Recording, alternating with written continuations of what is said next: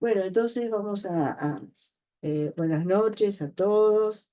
eh, una vez más, en estos talleres, en estos que la Virgen nos mandó a nosotros, ¿no? A, en Fátima le dijo a Lucía, eh, Jesús quiere, porque como ella es muy humilde, ¿no es cierto? Ella dijo, Jesús quiere, no dijo que ella quería.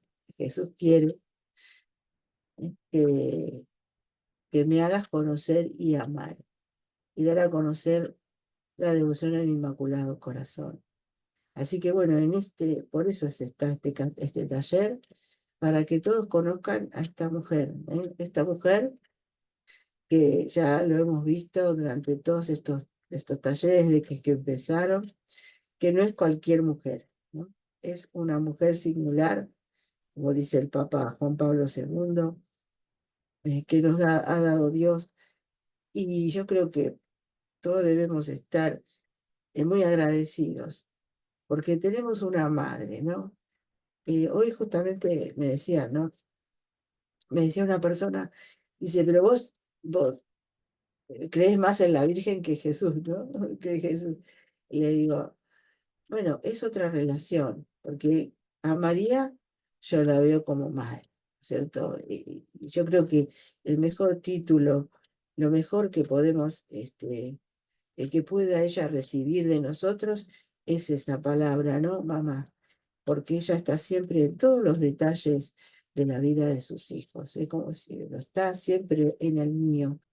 Y es esa relación que yo tengo con María, ¿no? Y con Jesús, con Dios, con el Padre, con el Espíritu, y con la Santísima Trinidad. Pues mi relación es, por supuesto, de amor, de agradecimiento, de adoración. Es mi Señor, es mi Salvador. eh, es también mi padre, ¿no? Mi padre. eh, y bueno, pero con María es esa relación que uno tiene con su propia madre, ¿no es cierto? Con la madre terrena. El hijo es inseparable de la mamá. Y siempre uno acude a la mamá por cualquier cosa. Uno al padre siempre le tiene ese respeto, ¿verdad? Pero a la madre siempre recurrimos a ella en cualquier momento, en cualquier necesidad. Y así, por lo menos es mi relación con María. Y yo quisiera y desearía que todos ustedes también pudieran tener esa misma relación. Y bueno, y nosotros tenemos que conocer, como conocemos a nuestra Madre de la Tierra, tenemos que conocer a nuestra Madre Celestial. Y como Dios nos dio una madre en la tierra para ayudarnos, para crecer como verdaderos eh, seres humanos y buenas personas, pues entonces también nuestra madre tiene virtudes, la madre de la tierra, digo yo, ¿no? Y bueno, cuánto más nuestra madre del cielo, que es a la que Dios nos puso como modelo también. Por supuesto que ella vivió las virtudes, bueno, heroicas, digamos, y las virtudes excepcionales, eh, porque su corazón era puro, era inmaculado, no tenía pecados. Entonces, ella podía realmente vivir esas virtudes poniendo, sí, de su parte, como es un ser humano, como todos nosotros, pero sin esa resistencia que a veces tenemos nosotros para ejercer las virtudes. Nosotros tenemos que luchar, ¿verdad? En muchos, por lo menos hasta que esa virtud se haga verdaderamente algo natural en nosotros. ¿Sí? Porque así son las virtudes. Cuando empecé a dar estos talleres de las virtudes de María, justamente hablé qué es una virtud, ¿no es cierto? Esa virtud es un hábito, es algo habitual, no es una forma habitual que nosotros vamos primero adquiriendo a través de nuestro esfuerzo y después se hace como si fuera algo natural de nosotros, ¿verdad? Pero siempre habrá momentos de resistencia, momentos que caemos, ¿eh? Siempre habrá algún momento, pero María en eso no lo tuvo ella, ¿verdad? Y bueno, que ella nos enseñe. Bueno, vamos a comenzar entonces como ya estuvimos rezando el Santo Rosario, pero bueno, y justamente hablaba algo de lo que vamos a hablar hoy, este rosario que hicimos con Solange. Y entonces vamos a hacer esta oración para ponernos ya en las manos del Espíritu Santo. Vamos a pedir siempre al Espíritu Santo y yo se lo pido especialmente para que mis palabras y todo lo que yo pueda transmitir sea digno, ¿no? de Dios y de mi Santísima Madre. En el nombre del Padre, del Hijo y del Espíritu Santo. Amén.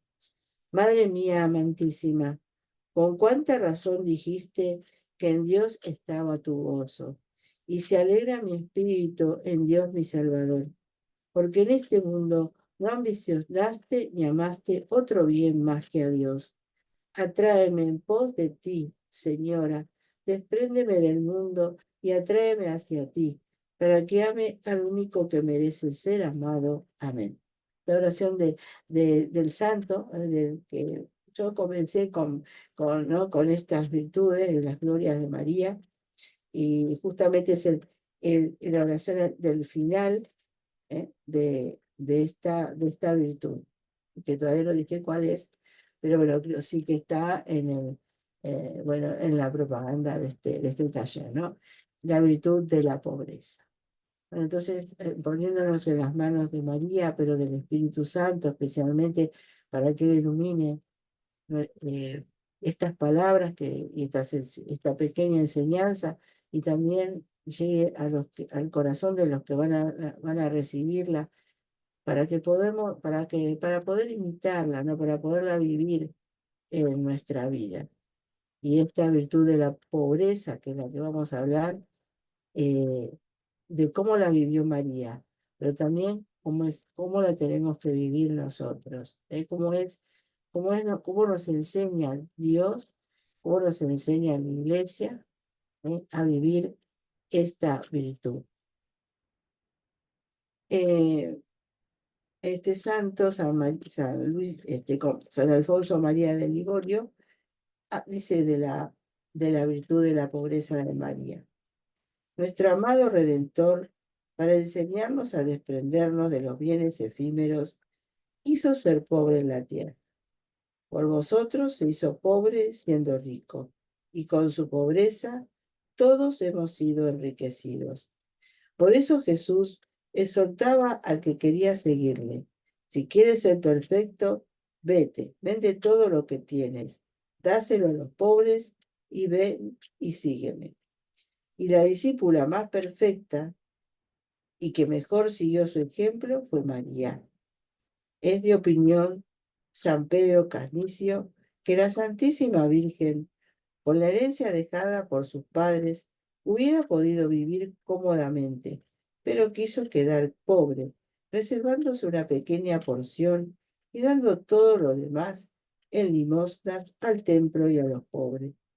Se cuenta en las revelaciones de Santa Brígida que le dijo la Virgen: desde el principio resolví en mi corazón no poder ser nada en el mundo. Los regalos recibidos de los magos serían ciertamente valiosos, afirma San Bernardo, como convenía a su regia majestad, pero se distribuirían a los pobres por manos de San José. Por amor a la pobreza, no se desdeñó en casarse con un trabajador como lo era José, y en sustentarse con el trabajo de sus manos, como coser y cocinar. Reveló el ángel a Santa Brígida que las riquezas de este mundo eran para María como el barro que se pisa, y así vivió siempre pobre. Quien ama las riquezas, decía San Felipe Neri, no llegará a ser santo. Y afirmaba Santa Teresa: es claro que va perdido quien camina tras cosas perdidas. Por el contrario, decía la misma santa que la virtud de la pobreza abarca todos los demás bienes. Dije, la virtud de la pobreza, que, como expresa San Bernardo, no consiste en ser pobre, sino en amar la pobreza. Por eso afirma Jesucristo: bienaventurados los pobres de espíritu, porque de ellos es el reino de los cielos. Bienaventurados, porque no quisieron otra cosa más que a Dios, y en Dios encuentran todo bien, y encuentran en la pobreza su paraíso en la tierra. Como lo entendió San Francisco al decir: mi Dios y mi todo. Amemos ese bien, en el que están todos los bienes, como exhorta San Agustín. Ama un bien en el que están todos los demás. Y roguemos al Señor con San Ignacio: dame solo tu amor, que si me das tu gracia, soy del todo rico. Y cuando nos aflige la pobreza, consolémoslo, sabiendo que Jesús y su Madre Santísima han sido pobres como nosotros. Dice San Buenaventura: el pobre puede recibir mucho consuelo con la pobreza de María y la de Cristo. Eso nos dice el santo sobre la virtud de la pobreza de María. Bueno,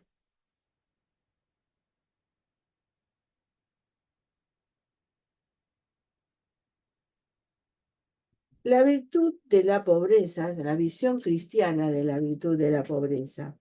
La virtud de la pobreza pertenece a la justicia, en cuanto el hombre está llamado a colaborar con Dios en la justa distribución de las riquezas, y pertenece a la templanza, en cuanto modera nuestros deseos desordenados de poseer y usar los bienes materiales.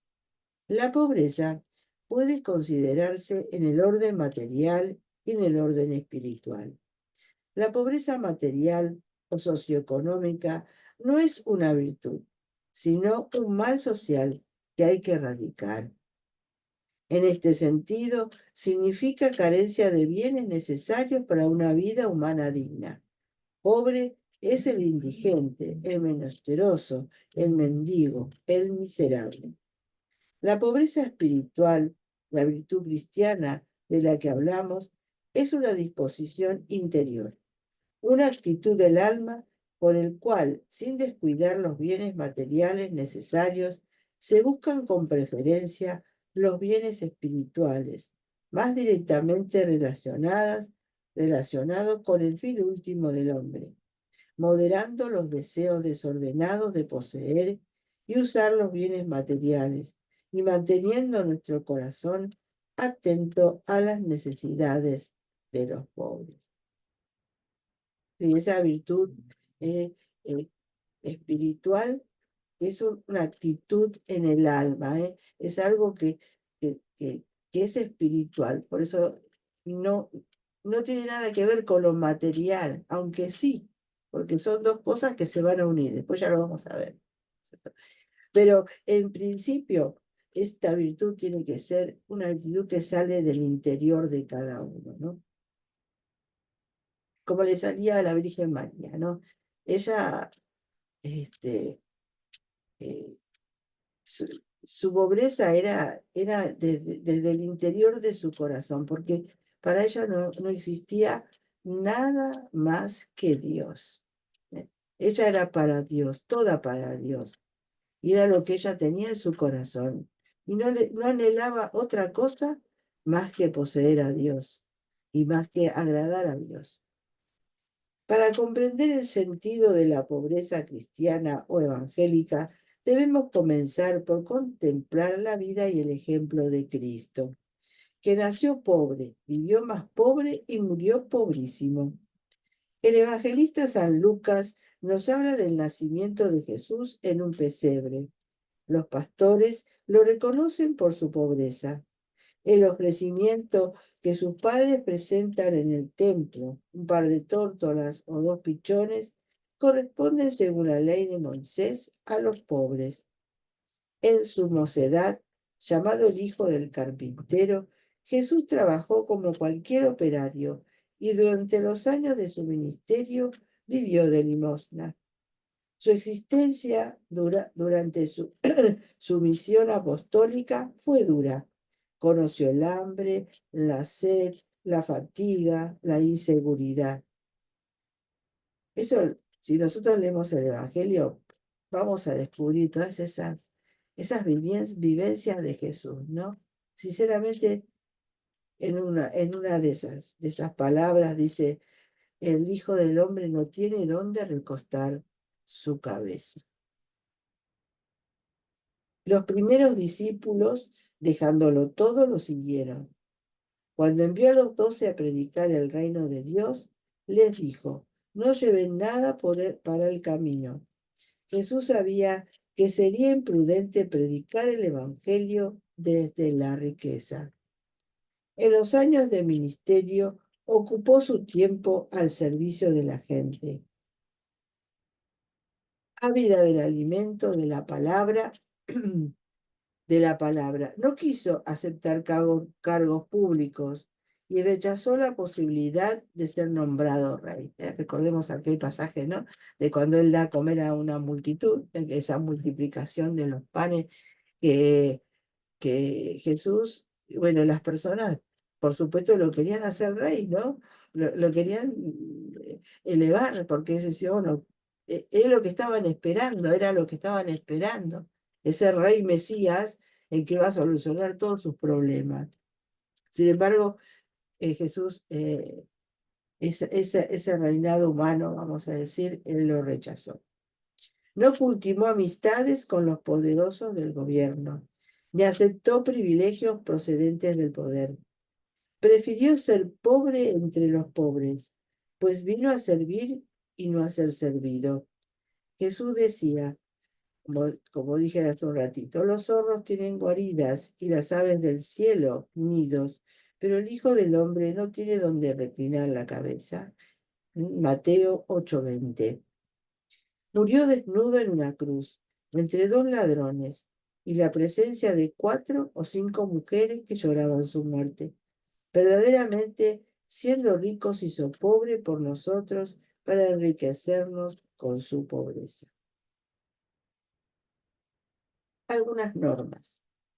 La práctica de la pobreza cristiana exige ciertas normas que deben observarse.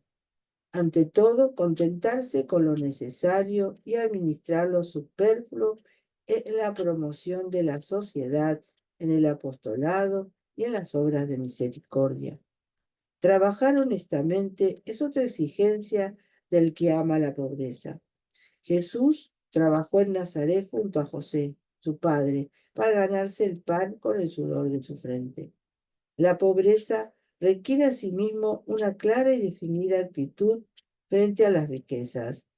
Para muchos cristianos, la religión es un conjunto de vagas creencias adquiridas en la infancia, excesivamente teóricas, sin consecuencia ni proyección hacia la vida real y concreta. En la práctica, lo que mucha gente busca y quiere es el placer, el poder, la vida fácil, los honores, la ostentación, el lujo. Todo un cúmulo de relieves materialistas, concretado en las riquezas, donde con frecuencia nacen la soberbia, la autosuficiencia, el desprecio de los demás, la insensibilidad ante las desgracias ajenas. Bueno, no, eh, vivir el Evangelio no es algo, diríamos, como dice acá, algo que no tiene nada que ver con la vida concreta de nosotros. Al contrario, ¿no es cierto? Con el ejemplo de Jesús, con el ejemplo de María, nos está dando un estilo de vida. Es un estilo de vida evangélico. El vivir, diríamos, como vivió Jesús, como vivió María, sin estar apegado a las cosas materiales de este mundo. Y eso lo vamos a ver ahora mismo. Otra norma en nuestra relación con las criaturas es no apegarse a ellas y usarlas ordenadamente. El primer uso desordenado de las criaturas hecho por el hombre se narra en el Génesis. Adán y Eva comieron el fruto prohibido, contravinieron la orden y el plan divinos, Este hecho se repite a lo largo de la historia y siempre con secuelas desastrosas. Dios, ser trascendente y bondadoso, todo lo ha hecho bien y para el bien de los hombres. Los seres materiales y sensibles están a nuestro servicio. Los creó Dios pensando en nosotros, para que, usándolos rectamente, pudiéramos cumplir nuestro fin último. Pero a causa del pecado de Adán, el hombre puede olvidarse de Dios y endiosear la criatura, servirlas en lugar de servirse de ellas. Bueno, justamente hablaba hoy con una persona, ¿no? Hablábamos de las plantas y de los animales, y yo le decía, ellos sí, fueron creados por Dios, pero para nosotros, para que disfrutemos de ellos, para que nos sirvamos de ellos, ¿cierto? Pero ellos no tienen la dignidad que tiene un ser humano, la dignidad con que nos creó Dios a cada uno de nosotros. Ellos no tienen esa conciencia de su existencia, ¿no? Ellos tienen una ley con la que viven, con que el Creador los dotó. En cambio, nosotros tenemos conciencia de nosotros mismos, ¿verdad? Eso nos distingue de las demás criaturas.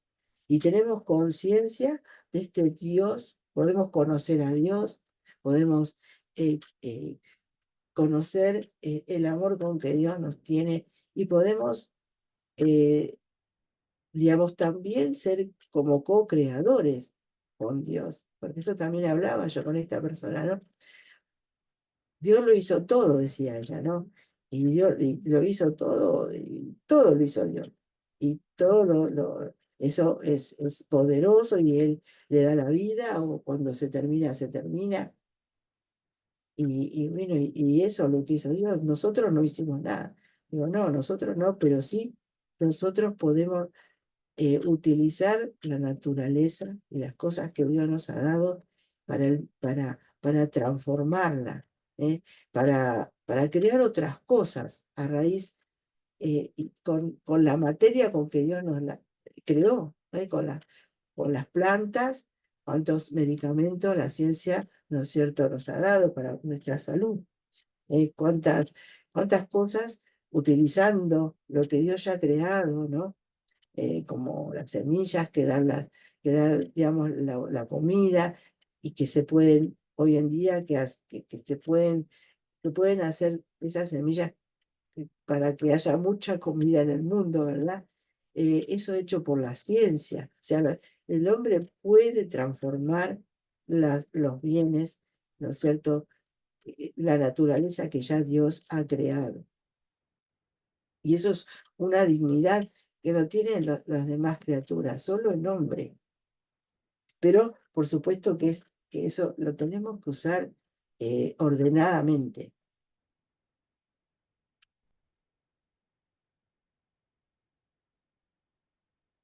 Sabemos que como nos dice acá, ¿no? Del pecado de Adán, el primer pecado, el pecado original, desordenó muchas formas de relación, o sea, la relación con los bienes creados.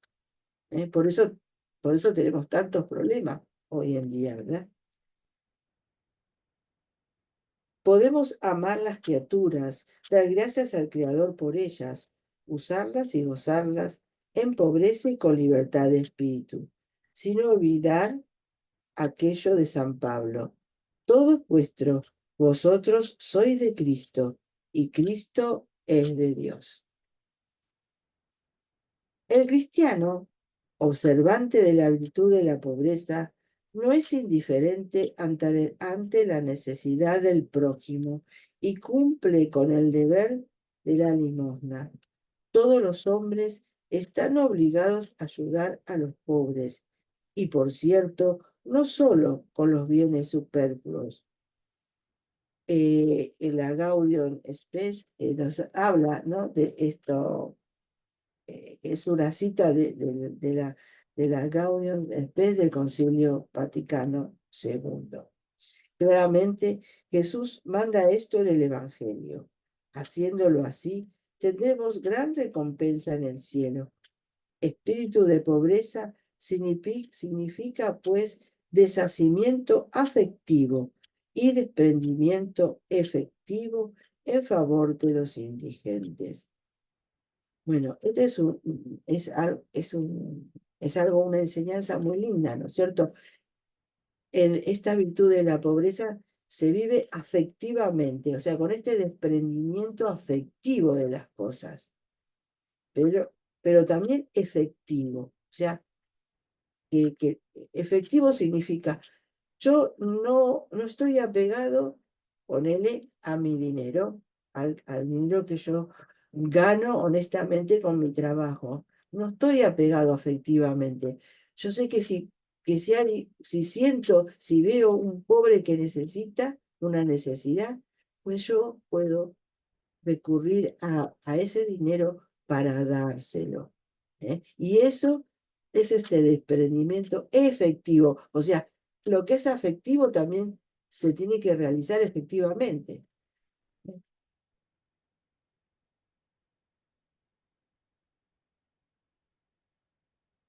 Cuanto más nos duela, no, ¿cómo se llama? Si solo nos desprendemos de lo superfluo, de lo que no nos sirve, no habrá ni pobreza ni limosna plenamente meritoria. Cuanto más nos duela desprendernos de lo que damos, tanto más mérito tendremos y más amor y perfección habrá en nuestros corazones. Esto lo decía la Madre Teresa de Calcuta, ¿eh? Hay que dar hasta que duela, ¿no es cierto? Decía ella. Muchas veces nosotros damos lo que nos sobra. ¿Cuántas veces, no es cierto? Yo pienso que si alguna de las personas que me escuchan están en una Cáritas de parroquial, pues pueden dar testimonio de esto, ¿no? De cuántas cosas llegan inservibles prácticamente. Ropa que está rota, cosas que no sirven, porque la gente se desprende de algo que no les sirve más, no la usa más, y no le importa si, digamos, de la forma que esté, ¿no? Y a veces yo que en algún momento recibía así estos bienes, ¿no? Estas donaciones. Y yo pensaba, digo, porque el pobre, en el pobre está Jesucristo. Y digo, yo le preguntaría a esta persona, si Jesucristo se pondría, vos le darías a Jesucristo esta ropa para que se la pusiera. La buena pregunta, ¿verdad?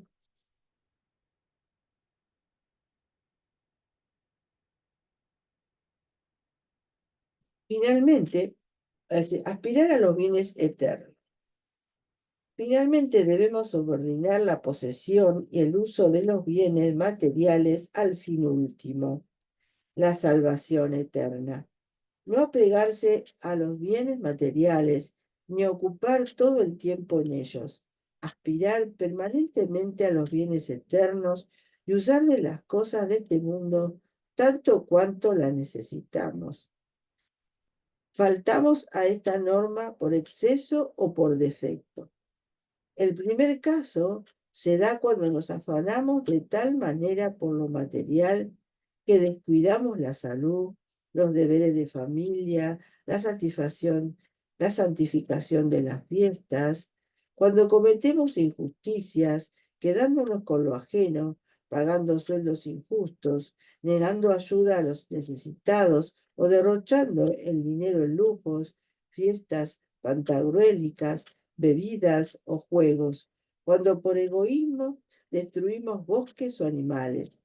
Por defecto, faltamos cuando nos entregamos a la pereza, dejando inactivas nuestras facultades, nuestro dinero o nuestros campos, cuando caemos en la tacañería o perdemos el tiempo que deberíamos usar en producir algo útil para la sociedad o para nosotros.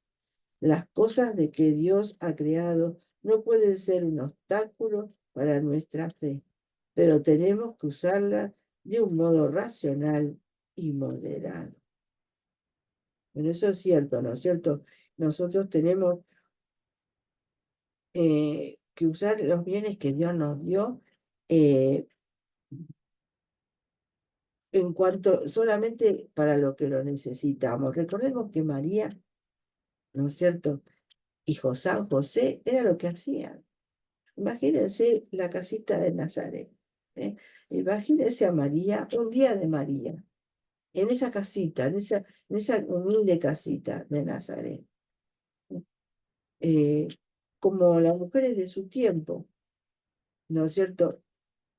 Y en ese poblado que eran de poquitas familias, recordemos que cuando, cuando Felipe encuentra a Natanael y le dice, hemos encontrado al Mesías, es Jesús de Nazaret, Natanael dice, pero ¿puede salir algo bueno de Nazaret? Porque era una aldea que nadie conocía, ahí perdida, ¿no es cierto? De poquita gente, pero ahí vivía María, ahí vivía José, esta familia, ahí vivió Jesús.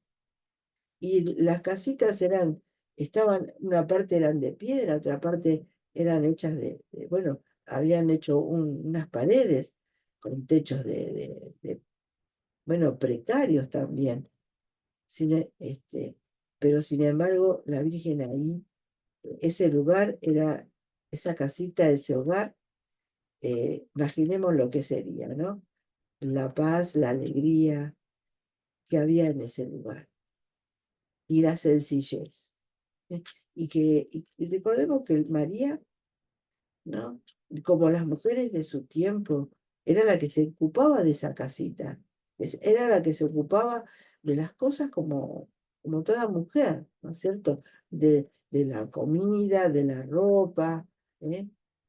Y bueno, eh, recordemos que por supuesto que en el tiempo de María no había lo que tenemos nosotras ahora las mujeres, ¿verdad? No había ni lavarropa, no teníamos que abríamos la canilla, no, ella tenía que salir a buscar con su cántaro, como usaban, puestos en la cabeza, ¿no es cierto? O arriba en el hombro, ¿no es cierto? Los cántaros para ir a buscar el agua ahí al pozo o al riachuelo que estaba cerca, ¿verdad? Tenían que caminar, y eso es lo primero que hacía la Virgen, ¿no?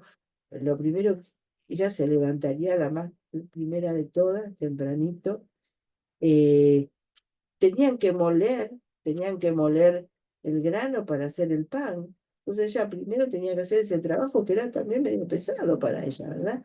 Sin embargo, ella se levantaba tempranito para moler el pan, para moler el grano para hacer el pan, amasaba su pan. Así que cuando Jesús y José se levantaban ya para su día de trabajo, ¿no es cierto?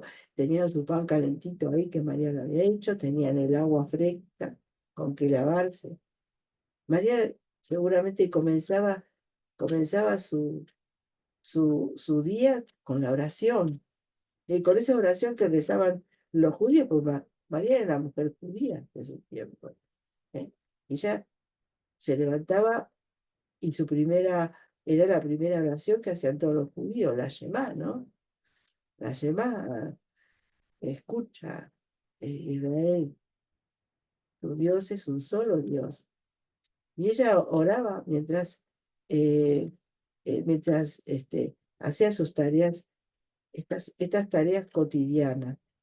Ya de mañana tempranito, ella sencillamente se levantaba para hacer estas tareas. Cuando Jesús y José se levantaban ya tenía ella su pancito, ¿no? La bebida para poder tomar el desayuno. Era una comida frugal, no eran, este, comía lo necesario, lo que se acostumbraba en esa zona a comer algunos frutos, el pan, que era tipo galleta, vamos a decir, ¿no es cierto? Así cuentan los que hablan sobre este tema, ¿no? Porque tienen, digamos, la historia de lo que era en esa época la vida un judío, ¿no? En la época y en esos lugares, en Palestina. lo que había ahí alrededor de Nazaret, con, con lo que las personas se alimentaban, porque era un pueblo agrícola ganadero.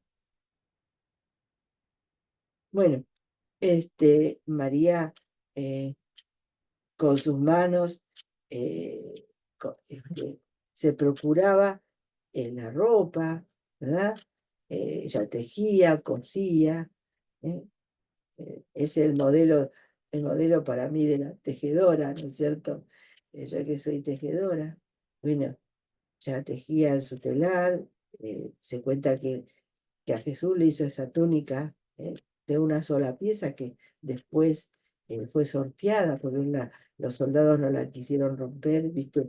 Y la sortearon, esa túnica de mangas largas, pero de toda una, hecha de una sola pieza, imagínense, ¿no es cierto?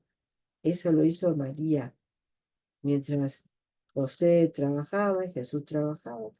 Ella se dedicaba a eso. También ayudaba quizás, ¿no es cierto?, al sostén de la familia, ¿verdad? Y también quizás, o sea, no es quizás, sino que ella hacía esta obra de generosidad, quizás para los vecinos, ¿eh? Haciendo mantas, ayudando a los que menos tenían. De ella salía seguramente una caridad perfecta, ¿verdad?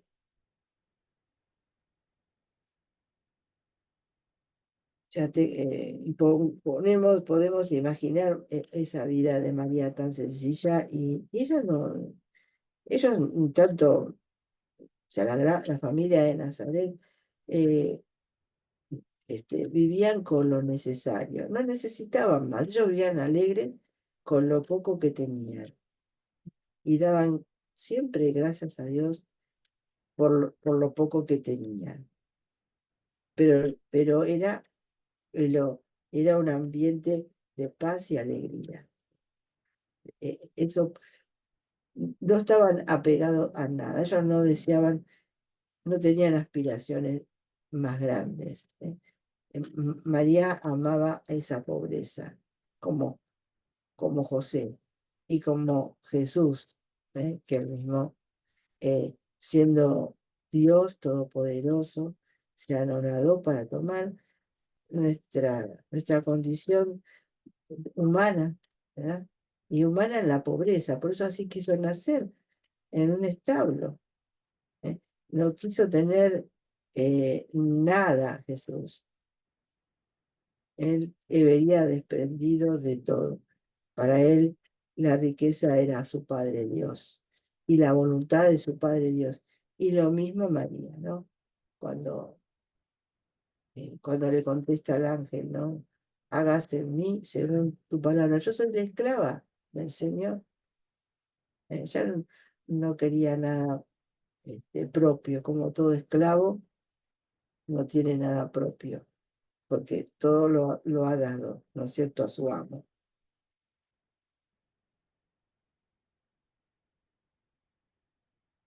Gran riqueza es no desear riquezas. Merece sincera alabanza el que tiene riquezas y su corazón no está pegado a ellos. Pero más grande es aquel que voluntariamente se desprende de lo superfluo, contentándose solo con lo necesario. Así era la familia de Nazaret, así era María. Desde la época cristiana, desde la óptica cristiana, no interesa tanto tener mucho o poco. Lo que interesa es no apegarse a los bienes materiales y saber usarlos correctamente. Para Cicerón, estar contento con lo necesario es la mayor y más verdadera riqueza. Al serle preguntado a, a Epícteto quién era el más rico entre todos los hombres, contestó, a quién le basta lo que tiene. La pobreza cristiana nos libra de los peligros de la riqueza. La experiencia enseña que la desgracia une, solidariza. Siempre he oído ponderar la generosidad de los pobres. Nadie comprende mejor y se compadece del necesitado como el que ha pasado necesidad. Y es cierto, ¿verdad? Cuando hay una desgracia, ¿no? ¿Cuántas veces, eh, por lo menos en mi pueblo y en muchos pueblos también, ¿no? Cuando hay inundaciones, cuando hay terremotos, cuando hay huracanes, cuando hay desastres naturales, eh, las personas se hacen solidarias, ¿verdad? En esa desgracia la persona es solidaria. Y una vez que uno tiene una experiencia de ese tipo, pues cualquier cosa que pudo haberle pasado a uno a través de una pérdida, eh, de quedarse sin nada, sin hogar, sin trabajo, ¿no? Donde para y no tener que llevar a la mesa a los padres, a los hijos.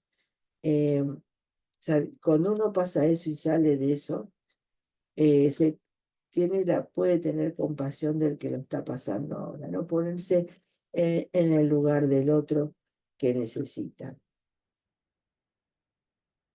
En cambio, dice, la riqueza produce como fruto natural e inmediato el egoísmo. Nunca digas, si yo fuera rico, procedería de esta o de otra manera, porque es necesario poseer las riquezas para comprobar cómo secan el corazón humano en forma proporcional a su cantidad. De verdad, ¿no? Dice esto acá. Eh, cuando, cuando la persona empieza a irle bien, cuando tiene riqueza, se olvida. Me viene a la mente hace mucho tiempo, mucho ya, no me acuerdo los años, pero acá en Argentina se había instituido, no sé si todavía está, porque yo no juego ni nada, ¿no? Un juego de lotería de azar, y, y una persona, un matrimonio, bueno, había ganado el premio mayor. Mirá, era enorme, ¿no? Y, y yo recuerdo que después de un tiempo, esa pareja que en un tiempo te llevaban bien como marido y mujer, pues cuando recibió el dinero, bueno, esa familia se destruyó, se destruyó. El dinero destruye la vida de cada uno, porque cuando uno eh, tiene dinero, esa riqueza, como dice el Señor, pues es más difícil ser generoso. No seguramente en todos los casos, porque nunca hay que decir, eh, no, ni nunca. Eso es un criterio que debemos siempre tener, porque no todas las personas son así. No en todas las personas tienen ese efecto las riquezas. Hay personas que, porque tienen esta pobreza espiritual del desprendimiento, no están apegados a esa riqueza que tienen y por lo tanto pueden ser generosos y solidarios. Pero muchos, desgraciadamente, la riqueza los hace más egoístas, más individualistas, y como dice acá, se les seca el corazón. Y cuanto más tienen, ¿no es cierto?, más egoístas y más seco el corazón. Los que más tienen, salvo, como digo, honrosas excepciones, son los que menos dan. ¿Por qué? Porque el hombre se apega a los bienes materiales que le proporcionan placeres y le permiten satisfacer gustos y caprichos. Además, el placer embriaga y nubla las facultades humanas, impidiendo ver la existencia de otros valores espirituales, superiores y trascendentes, ubicados más allá del círculo estrecho de la propia comodidad y egoísmo. Desgraciadamente se nubla, ¿no es cierto? Se nubla nuestra inteligencia, es muy difícil, digamos, nuestra voluntad que está apegada a los bienes materiales, pues es más difícil para vivir la virtud, para desprenderse y vivir la virtud. Los valores evangélicos, esta virtud evangélica para esa persona que está apegado a los bienes, pues le es muy difícil. Tiene que hacerse una buena lucha para poderlo vencer. También el Evangelio nos indica cómo las riquezas pueden ocasionar el olvido de los intereses del alma. Hablando en cierta oportunidad contra la avaricia, propuso Jesús esta parábola. Un hombre rico tuvo una extraordinaria cosecha de frutos en su heredad y discurría consigo diciendo, ¿qué haré? ¿Que no tengo sitio capaz para encerrar mis granos? Al fin dijo, haré esto, derribaré mis graneros y construiré otros mayores, donde almacenaré todos mis productos y mis bienes, con lo que diré a mi alma, oh alma mía, ya tienes muchos bienes de repuesto para muchísimos años. Descansa, come, bebe y date buena vida. Pero al punto le dijo Dios, insensato, esta misma noche han de exigir de ti la entrega de tu alma. ¿Y de quién será cuanto has acumulado? Lucas 12, del 16 al 20. ¿Cuántas personas hay como este terrateniente rico que se preocupan poco de lo que deben, de su alma y del prójimo, siendo así que en cualquier momento pueden venirle la muerte? Es cierto. Esas personas ahora que acumulan, acumulan y acumulan.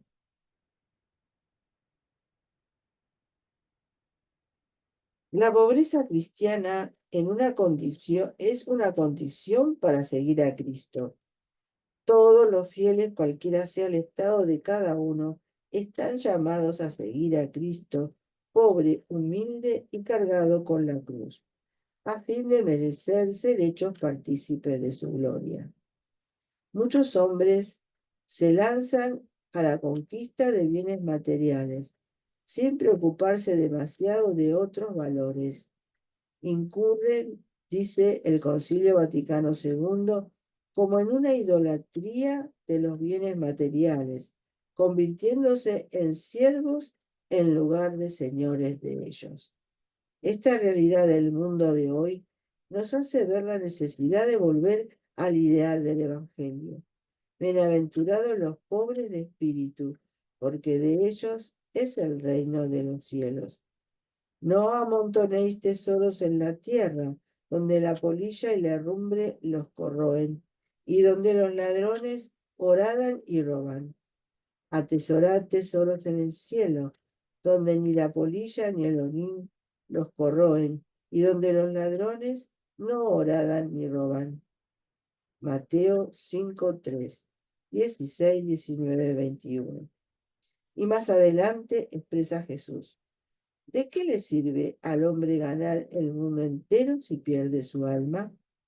La pobreza cristiana es sin duda condición necesaria para seguir a Cristo y alcanzar el reino de los cielos. Ahí en la bienaventuranza que nos dio Jesús en el Sermón del Monte, cuando comienza su Sermón del Monte, él habla de los bienaventurados. Él llama bienaventurados a los pobres de espíritu. Y es esta virtud de la pobreza, de la que María, por supuesto, es el ejemplo al que debemos mirar. También Jesús, Jesús es el primer modelo, por supuesto, de nosotros, que Él fue desprendido de todo, para darse todo, para darse todo. Y María exactamente igual. Seguramente Jesús aprendió de su mamá, porque él como hombre tuvo que aprender. Y seguramente María le habrá enseñado a Jesús a hacer, a vivir, digamos, en la austeridad, en no ambicionar otras cosas y a conformarse con lo que hay, con lo que había en esa casita de Nazaret, con lo que se podía vivir. Y más, quizás siendo todavía más austero todavía.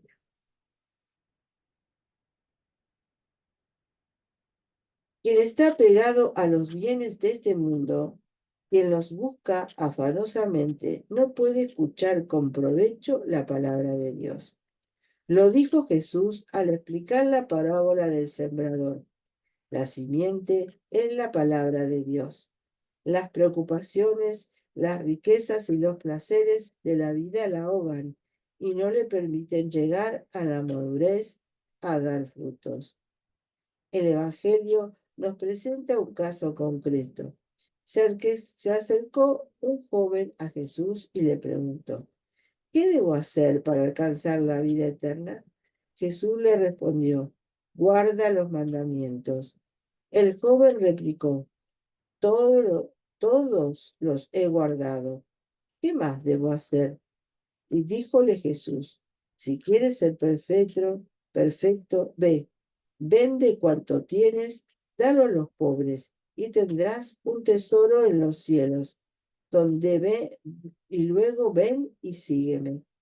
Al oír esto, el joven se fue triste porque tenía muchos bienes. Este joven quería seguir a Jesús, pero estaba pegado a sus bienes, ese apego afectivo, como digo, ¿no? Y el Señor le estaba pidiendo ese desprendimiento efectivo. Vende, vende. Por supuesto que Jesús no le estaba diciendo que quedara indigente, porque también debemos comprender eso, ¿no es cierto? Esta virtud de la pobreza no es que nosotros debemos vivir, digamos, o sea, indigentemente. Dios nos da los bienes para que podamos vivir dignamente. Y es más, también para que podamos, de alguna forma, ser prudentes. O sea, lo tenemos que utilizar los bienes prudentemente, ¿verdad? Yo sé que sí, qué locura sería, ¿no?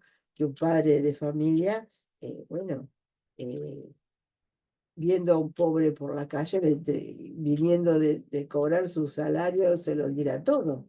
Y dejar a su familia sin poderle com- comprar los alimentos y las necesidades que tiene su familia, sus hijos, su señora. Eso sería una locura, ¿verdad? No, no tiene sentido común. Y Dios es un Dios de sentido común. No nos va a pedir que nosotros eh, demos todo. ¿Mm? Eh, sabemos que tenemos distintos estados de vida, ¿Mm? A vocaciones que el Señor nos llama, ¿no? Que lo llama a matrimonio, a las personas que lo llama para una vocación más cercana a Jesús, para seguirlo como lo invitaba a seguirlo a este joven rico, ¿no? O sea, desprenderse de todo para seguir a Jesús. Eh, eh, pero el Señor siempre tiene esta promesa, ¿no? Si el que deja padre, madre, hijos, por mí y campos, ¿no? Riquezas, vamos a decir por mí, la ganará. La ganará con el 100 por 1 en esta tierra y también en la vida eterna. Es la promesa de Jesús. Dios no quiere, nuestro Señor no quiere que vivamos indigentes. Lo que no quiere es que vivamos apegados.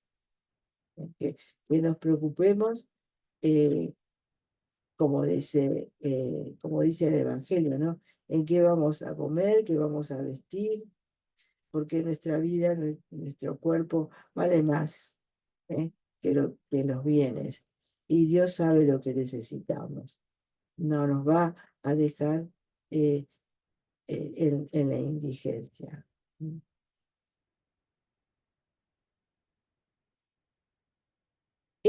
Este joven era un joven bueno, deseoso de perfección, pero amaba desordenadamente las riquezas. Por eso la palabra de Dios no echó raíces en su corazón y no hubo frutos. Comentando este episodio ante los apóstoles, Jesús exclamó: qué difícilmente entra un rico en el reino de los cielos. Es más fácil que un camello entre por el ojo de una aguja que entre un rico en el reino de los cielos. La dificultad proviene no de los bienes terrenos en sí, sino del corazón humano que frecuentemente se deja fascinar por ellos. Los toma por fin, se hace su esclavo y llega a olvidarse de Dios, posponiendo el Creador a la criatura.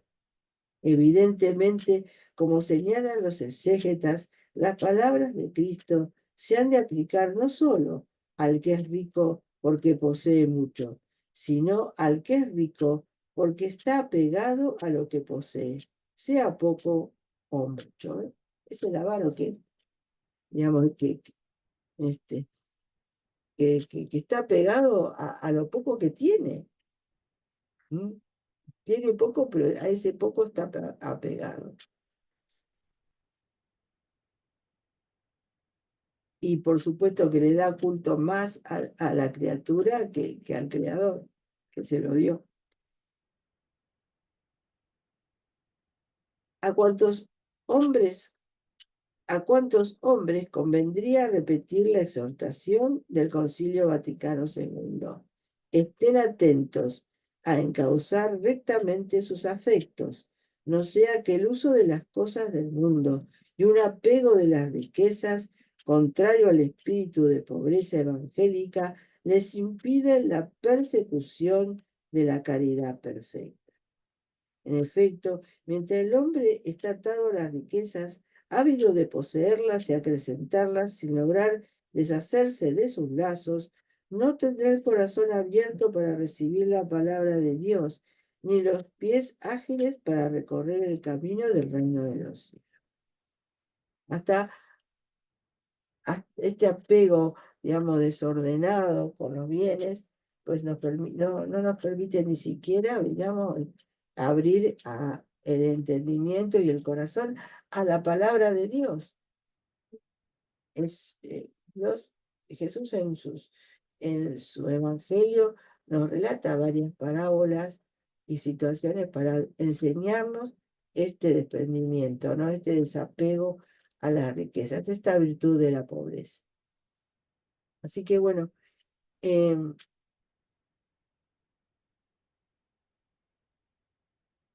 escuchemos la palabra de Dios. Pero el que está muy apegado a todas las riquezas, pues la palabra de Dios no le entra, no le entra. No la puede entender y no la puede poner en la práctica. Finalmente el rico se olvida de Dios y del prójimo. Se aficiona a los placeres y con frecuencia toma el camino de la pervención y de los vicios. La pobreza cristiana, en cambio, es escuela de laboriosidad, confianza en la providencia, humildad, sencillez y nobleza. Por eso se la considera indispensable para llegar a la perfección cristiana. Nuestra oración tendría que ser la del sabio. Señor, no me des ni pobreza ni riqueza. Dame lo necesario, no sea que harto te niegue o que necesitado robe y profane tu nombre. Proverbios 39:8.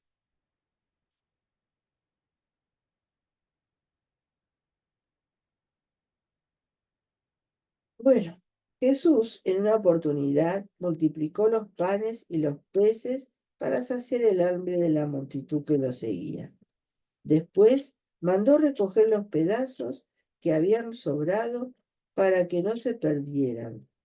Aquellos fragmentos que habían sobrado podían servir para socorrer a los pobres. Durante su vida, el Divino Maestro nos enseñó a confiar en la divina providencia, pero no nos mandó que fuésemos imprevisores ni manirrotos. No prohibió la previsión ni el ahorro, que era lo que yo decía hace un ratito, ¿no? Hay que confiar en Dios, pero haciendo de nuestra parte lo posible para remediar nuestras necesidades presentes y futuras. Pensemos en el día de mañana como personas inteligentes. No dilapidemos nuestros bienes ni malgastemos, si se nos pedirá cuenta por ello. Aprendamos a ser previsores para nosotros mismos y para los demás. Habrá muchas exigencias que reclamarán nuestra ayuda: el culto, el apostolado, los pobres, las obras benéficas y sociales. En esto se debe evitar los extremos, la prodigalidad y la tacañería, la imprudencia y el miedo racional al futuro. El dinero no es para enterrarlo, tampoco para tirarlo. Es lo que acaba, o sea, uno tiene que ser, Dios nos dio la inteligencia, ¿no? Y nos dio también esas otras virtudes, como es la prudencia, ¿no? El saber cómo administrar esos bienes que el Señor nos permite tener. Como decía yo, ¿no? Un padre que va y encuentra un pobre y acaba de cobrar su sueldo y se lo entrega todo. Eso es imprudente. No es algo que está fuera del sentido común. Porque también eso, ¿no es cierto? Si nosotros, por un lado, eh, amarreteamos, ¿no es cierto?, con esa palabra, o por el otro lado, despilfarramos, ¿no es cierto? Todo eso vamos a tener que dar cuenta a Dios, porque son los bienes que el Señor nos da, porque nosotros no tenemos nada. Todo se nos ha sido dado, dice la palabra, ¿no? Dios nos ha dado todo. Hay personas que dicen, bueno, yo lo que tengo lo tengo por mi trabajo, porque trabajé. Bueno, pero pensá que ese trabajo, vos podés trabajar porque seguramente tenés salud. Dios te dio salud para trabajar. Dios te dio un talento, puso una inteligencia en tu cabeza de la cual tú sacaste, diríamos, el don con el que tú estás trabajando. ¿Verdad? Todo viene de Dios, todo viene de Él. Por eso a Él también, eh, eh, digamos, tenemos que agradecer y, bueno, y distribuir eso que nos dio Dios de la mejor manera. Jesús ha venido al mundo para borrar de la superficie de la tierra la iniquidad y hacer que los hombres tengan vida sobrenatural y la tengan en abundancia. Él quiere el bien integral del hombre, en primer lugar su bien sobrenatural y eterno, pero no descuida su bien material. Prueba de ello son los milagros que narran los evangelios. Así la Iglesia, como heredera de la misión de Cristo, se preocupa principalmente de los pobres, se preocupa de los bienes espirituales, de comunicar a los hombres la vida sobrenatural y predicarlos el camino del cielo. Pero no se olvida de las necesidades materiales. A través de los siglos, como lo demuestra la historia, ha fundado obras de beneficencia y caridad para los pobres y enfermos, ha defendido la propiedad privada, ha procurado e insistido en la necesidad de la justicia social para que las riquezas de los pueblos se distribuyan equitativamente. Todos nosotros, miembros de la Iglesia por el bautismo, debemos ocuparnos de los necesitados, de ejercer las obras de misericordia, de propagar y defender la doctrina social cristiana. Sí, eso es una parte, ¿verdad?, de nuestra tarea como cristianos. Pero al pobre, al que le vamos a ayudar para salir de su indigencia, lo primero que tenemos que predicarle es el Evangelio. Lo primero que tenemos que hacer es acercarle a Jesús, nuestro mayor tesoro, el tesoro que tenemos como cristianos, el tesoro de la iglesia es Jesucristo, es su salvación, es la vida eterna, ¿no es cierto? Eso es lo que tenemos que dar a conocer. Eso es lo que tenemos que llevar al pobre, porque el pobre que no tiene nada materialmente, no va a ser feliz sin Jesús. Sin Jesús nunca va a ser feliz el hombre, por más bienes y cosas que tenga, ¿verdad? Entonces, lo primero que debemos llevar es a Jesús. Y después, por supuesto, como la iglesia siempre ha sido la solidaria, ¿eh? Por eso el Papa Francisco muchas veces nos habla de que la iglesia no es una ONG. Ya no estamos eh, para, digamos, que sí, por supuesto, ayudar a- al pobre, ¿sí?, a dar limosnas, ayudar bueno, a muchas obras que tenemos que hacer de misericordia. La principal obra de misericordia que debemos hacer es llevar a Jesús, porque en Jesús el hombre encuentra la dignidad con que ha sido creado Dios, con que lo ha creado Dios. Dice San Juan Pablo II que Cristo muestra al hombre quién es el hombre, quién es el verdadero hombre. Por eso, lo mejor que podemos dar a otro, al que es indigente o el que no tiene, al pobre, es a Jesucristo. La austeridad es una consecuencia de la pobreza cristiana. Austero es el hombre que prescinde de lo superfluo y es siempre moderado en el uso de las cosas. Excluye el lujo, el boato, la ostentación y el derroche. Modesto en su persona y en su comportamiento. Come sobriamente, viste con sencillez y no se presenta con jactancia. La austeridad debe practicarse en la vida privada y en la pública. El funcionario austero cuida de los bienes de la nación con más delicadeza que si fueran propios. Evita despilfarros los gastos públicos y no desembolsa más dinero que el estrictamente necesario.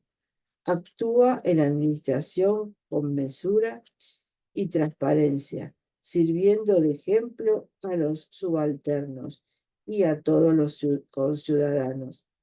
Reconozcamos a Dios como el único propietario verdadero y absoluto de las riquezas, que solo serán usadas por el hombre, simple administrador, en orden al bien de todos los hombres. No olvidemos la recomendación que Jesús nos hace en el Evangelio. Buscad primero el reino de Dios y su justicia, ¿no? Como católicos, como cristianos, como seguidores de Cristo, pues nuestra vida tiene que ser austera también. Eso últimamente el Papa Francisco nos está hablando de eso, nos habla de esa vida que debe llevar todo cristiano, ¿no? El consumismo que hoy nos invade, que siempre queremos más y queremos más, y que ahora se hace tan fácil y que está a nuestra mano, ¿no? con estas cosas eh, del llame ya, que diríamos, ¿no? Eh, Queremos una cosa y enseguida la tenemos con todos estos medios modernos que tenemos para comunicarnos y para poder obtener estas cosas que deseamos y queremos. eh, es, Nos hace mucho, a veces difícil, poder vivir esta virtud.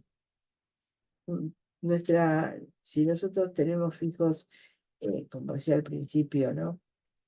Que nos decía el santo, eh, cuando estamos pobres, cuando tenemos poco, cuando tenemos mucho, nuestra mirada debemos dirigirlas a Jesús y a María.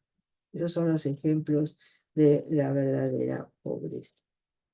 Bueno, el catecismo también nos habla sobre esta belleza, ¿no? de la pobreza. Nos habla de este desprendimiento afectivo y efectivo. El estar desprendido, pues si nosotros decimos, si estamos desprendidos, no estamos desprendidos de las cosas materiales, no tenemos apego a las cosas, pero ahí las tenemos. ¿Cuántas veces, no es cierto?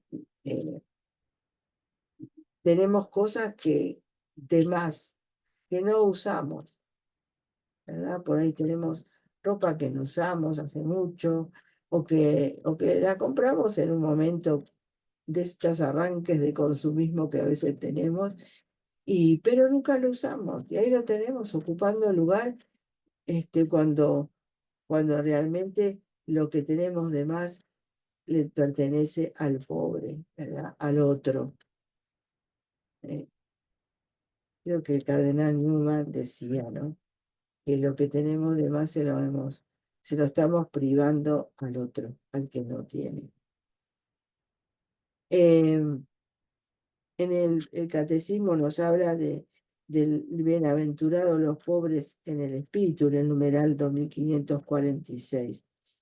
Las bienaventuranzas revelan un orden de felicidad y de gracia, de belleza y de paz. Qué hermoso, estas palabras que dice el catecismo, ¿no? Lo que no, los que practicamos esta virtud, lo que queremos, bueno, y deseamos practicar la virtud de la bienaventuranza, de la pobreza, ¿no? Nos revela que nos da esta felicidad, ¿sí? Nos llena de esta felicidad, de gracia, podemos disfrutar de la belleza y de la paz de Dios en nosotros. Tenemos aquí, nos habla el catecismo sobre las bienaventuranzas, que ya todos los conocemos. En Mateo 5.1 tenemos la lista de las bienaventuranzas, que está encabezada justamente por bienaventurados los pobres de espíritu, porque de ellos es el reino de los cielos. Em,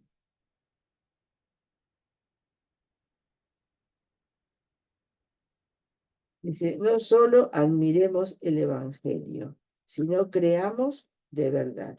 Porque a veces nos pueden decir todas estas bienaventuranzas, una locura, ¿no es cierto? Muchos nos pueden decir esto, no, no es cierto, no podemos, no es cierto que si somos pobres somos felices, no es cierto que si lloramos somos felices, no es cierto que si somos mansos somos felices. Sin embargo, es verdad, es una verdad, porque Dios nunca nos miente, nunca nos va a dar algo que no sea la verdad y sea para el bien de nosotros, ¿no es cierto? Debemos creer que los pobres son más felices, que quien reacciona con mansedumbre y con paciencia es más feliz. Creemos que los que lloran porque están buscando la verdad, porque son fieles al ideal de Jesucristo. Van a ser consolados. Creemos de verdad que tener hambre y sed de la justicia es un ideal verdadero. Cuando tenemos hambre y sed de avaricias, estamos sufriendo por tonterías. Cuanto mejor es sufrir por ideales verdaderos. aunque puede decir, estos ideales de la bienaventuranza son un poco masoquistas, bienaventurados los que lloran y los que tienen hambre. No es así, porque en esta vida todo, todo el mundo sufre. La clave está en preguntarse por el motivo del sufrimiento, por lo verdadero, lo auténtico. ¿O estoy permitiendo que me hagan sufrir las envidias, las codicias? Lo peor en esta vida es sufrir por vanidades.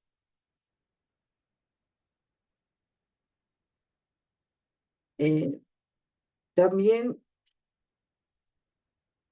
tenemos a Lucas, que nos habla, justamente tiene otro tipo de bienaventuranzas, pero tiene una aventura, unos ayes, ¿no es cierto? Uno que dice así, pero ay de vosotros, los ricos, porque habéis recibido vuestro consuelo.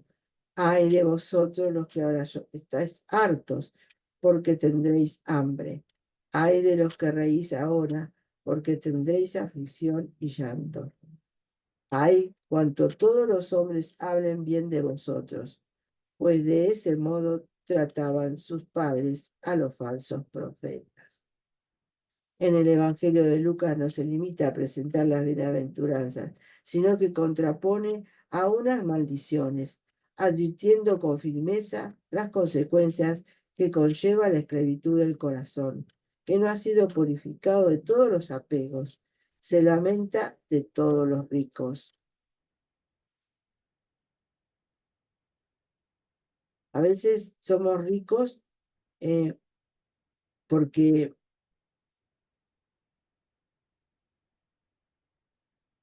todos los que pretendemos que hablen bien de nosotros. También esa riqueza, o sea, eso que queremos poseer, ¿no? Eh, no me sale ahora bien la palabra que quiero decirles, pero eh, esa fama. ¿Eh? Queremos ser famosos, queremos tener poder. Todo eso también es parte de lo que no nos hace vivir la virtud de la pobreza, la bienaventuranza esta de los pobres de espíritu. La confianza en Dios dispone a la bienaventuranza de los pobres. Ellos verán a Dios.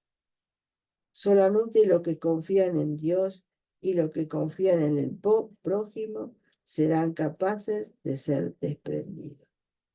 Cuando uno tiene la confianza en Dios, en su providencia, como Él mismo nos ha enseñado en su Evangelio, entonces sí podemos desprendernos, verdaderamente desprendernos. En cambio, si estamos desconfiando de bueno, que Dios no nos va a ayudar, que Dios quiere para nosotros, no, o sea, en vez de querer el bien, quiere que seamos indigentes, pobres, ¿no? Si esa virtud de la pobreza la entendemos mal, esa bienaventuranza de la pobreza la entendemos mal, es porque no hemos confiado en Dios, es porque nos falta esa confianza. Y bueno, y quiero terminar con algo lindo, eh, porque ya que estamos hablando de la Virgen María, ¿no es cierto? Y de su virtud. Bueno, y yo he estado comentando durante esta charla, ¿no? Cómo sería nuestra madre en su vida normal, en su vida. Bueno, y hay acá un poema, un elogio, que está en Proverbios y que seguramente muchos lo conocen, ¿no? Que es el elogio de la buena ama de casa. Así que quiero terminar con esto, y mientras la voy leyendo, pongamos en nuestra imaginación a María, porque yo digo que esto habla de ella. Dice, una buena ama de casa, ¿quién la encontrará? Es mucho más valiosa que las perlas. El corazón de su marido confía en ella y no le faltará compensación. Ella le hace el bien y nunca el mal, todos los días de su vida. Se procura la lana y el lino, y trabaja de buena gana con sus manos. Es como los barcos mercantes. Trae sus provisiones desde lejos. Se levanta cuando aún es de noche. Distribuye la comida a su familia y las tareas a sus servidoras. Tiene en vista un campo y lo adquiere. Con el fruto de sus manos planta una viña.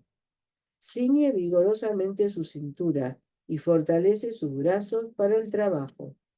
Ve con agrado que sus negocios prosperan. Su lámpara no se apaga por la noche. Aplica sus manos a la rueca y sus dedos manejan el uso. Abre su mano al desvalido y tiende sus brazos al indigente.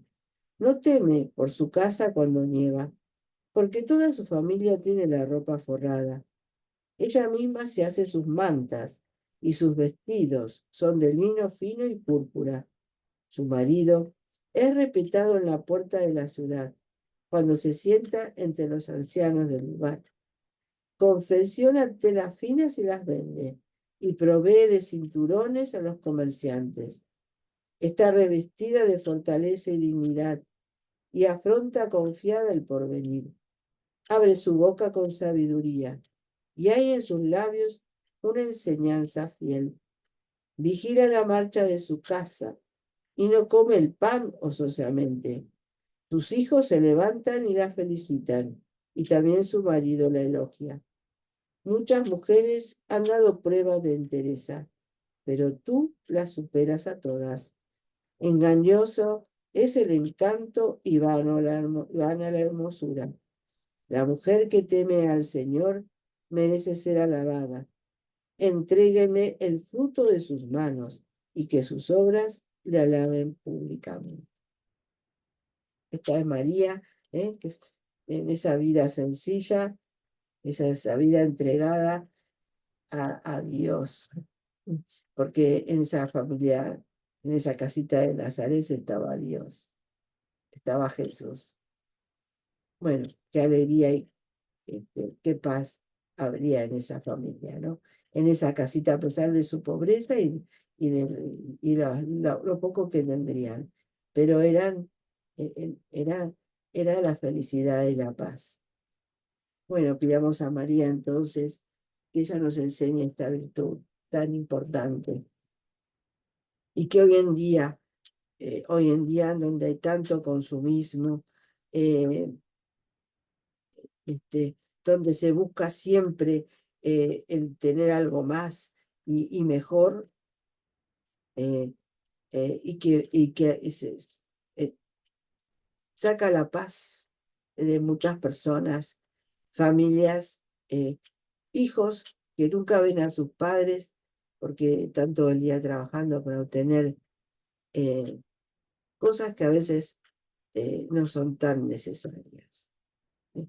Dejando el tiempo para su familia, para cuidar su salud, por tener más, ¿eh? Por vivir quizás más, por tener más de lo que se puede tener de acuerdo al sueldo que uno gana. Eh, no se conforman, no se conforman con poco, no se conforman con lo que tienen. Está bien, está muy bien también que querramos progresar, pero si ese progreso nos quita la paz, nos quita la salud, nos quita la vida familiar, el estar con los hijos y criarlos, pues ahí deberíamos pensarlo un poquito.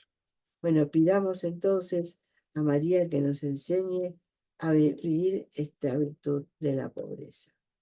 Y le decimos: Dios te salve María, llena eres de gracia, el Señor es contigo. Bendita tú eres entre todas las mujeres, y bendito es el fruto de tu vientre Jesús. Santa María, Madre de Dios, ruega por nosotros pecadores, ahora y en la hora de nuestra muerte. Amén.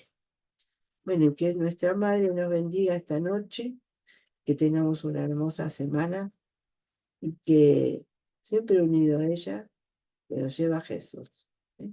siempre estemos unidos con María, porque con María está Jesús.